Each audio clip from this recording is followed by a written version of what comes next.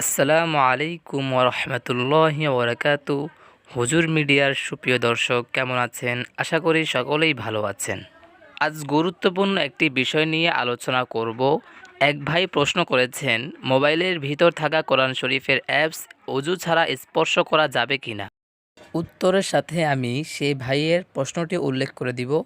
চলুন তাহলে শুরু করা যাক। বর্তমানে মোবাইলের জন্য কোরআন শরীফের যে সকল অ্যাপস পাওয়া যায় সেগুলো খোলা অবস্থায় অজু ছাড়া স্ক্রিনের মাঝে স্পর্শ করা যাবে কি? একবার এক হুজুরকে জিজ্ঞেস করলে তিনি বলেন যে অজু ছাড়া তো আপনি গ্লাসের ওপর স্পর্শ করছেন, লেখার ওপর নয়, তাই এতে কোনো অসুবিধা নেই। তার এ কথা কি ঠিক? চলুন তাহলে উত্তর জেনে নেওয়া যাক। মোবাইলের স্ক্রিনে কুরআন শরীফের আয়াত দৃশ্যমান থাকা অবস্থায় অজু ছাড়া স্ক্রিনে আয়াতের উপর স্পর্শ করা যাবে না। প্রয়োজনে স্ক্রিনের পাশের খালি জায়গায় আঙ্গুল দেওয়া যাবে।